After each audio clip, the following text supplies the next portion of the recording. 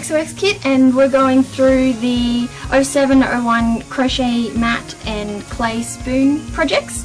And here with me I have my mum, Donna Scully, who's Hello. The other half of XOXkit and our expert crocheter. Hence the reason why she's taking you through the first part of this project. Yeah, because I've been doing crochet for a long time. My grandmother taught it to me 50 years ago. And today we're just going to be doing two simple stitches, chain and double crochet. So if you've never done crochet before, this should be a breeze. So what we're going to do is control the thread with our left hand.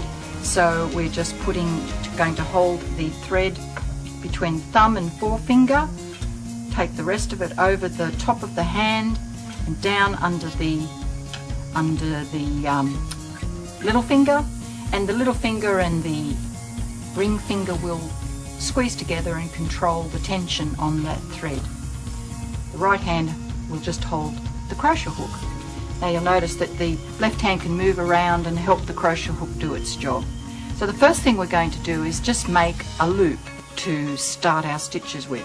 So we'll take the crochet hook, put it to the left of the thread, move it around, and we've got our first hook.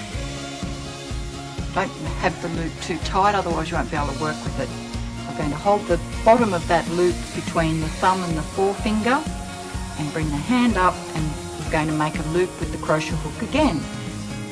Take the crochet hook to the left hand side of the thread, take it under, over, and pull that loop through the stitch, and you've made your first chain. Now if you haven't crocheted before, you might want to do a string of these chains just to get the hang of what it feels like and get the hang of the tension and just get a bit more comfortable with the hook and the thread. So if you just do chain, chain, chain, you'll end up with a chain of chains, which will look something like that. Now we don't need that many chains for this project, so we'll just remove some of those, just pull them out.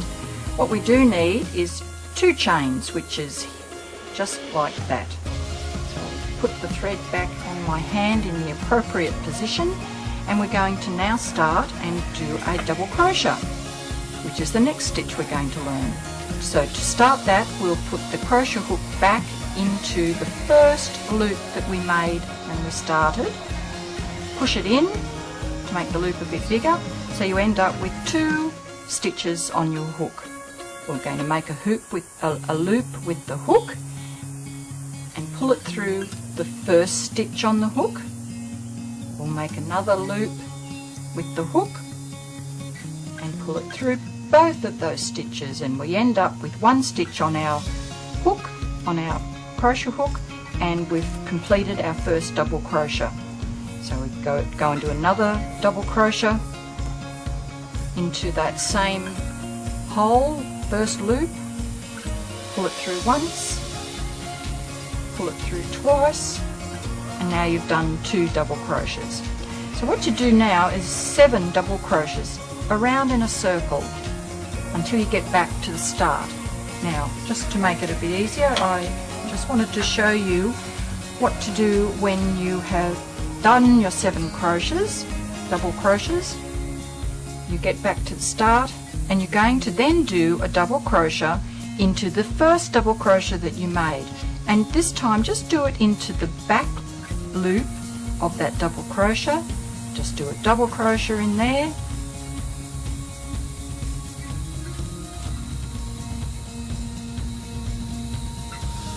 right, now do another double crochet in there.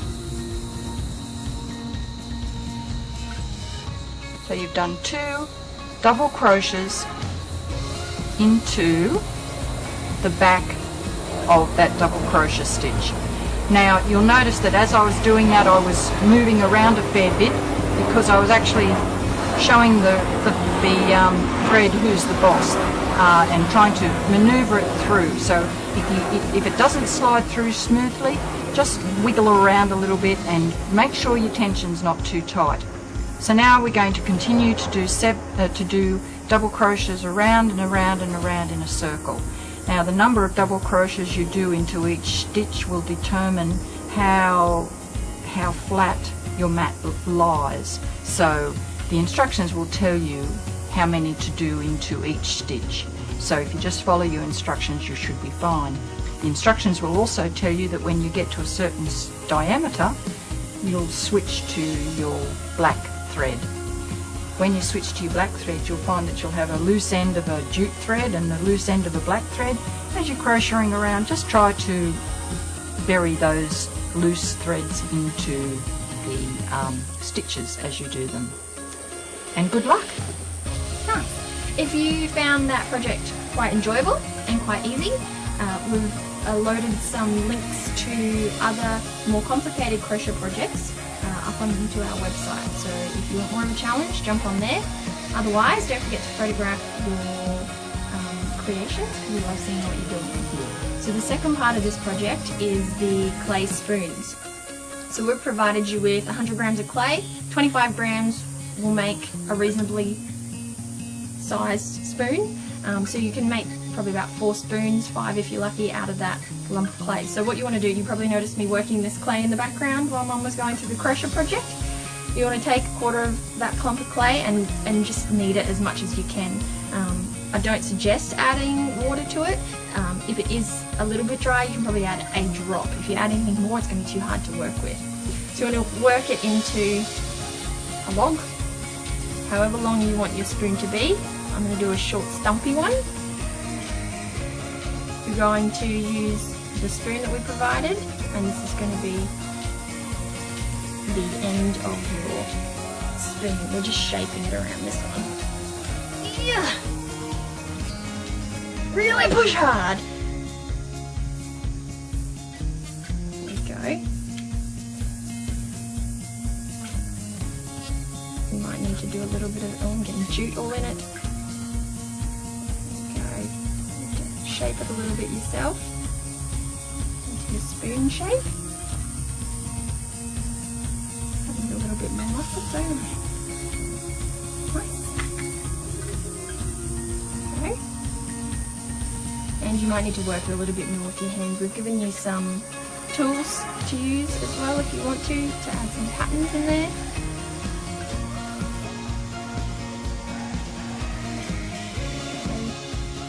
So you can leave this overnight to dry. The next day it will be quite sturdy. So you can use your sandpaper to sand back any blemishes that you're not happy with. If you come back after an hour or two, the good thing about this clay is it doesn't dry really quickly, so you can still keep working it and working it and working it. Once it is dry, we've provided some porcelain paint and a brush for you to brush it. This is one that we haven't put paint on yet, but you can see that it's quite sturdy, so it's dried overnight. You can then paint it with your porcelain paint. The best way to do that is to paint one side first, let it dry for a couple of hours, flip it over and paint the other side. Give it 24 hours to dry, and then you can pop it into your oven at 150 degrees for 35 minutes, and once that's done, it's going to set the clay and protect it so that you can pop it into the dishwasher if you want to, and it won't disintegrate.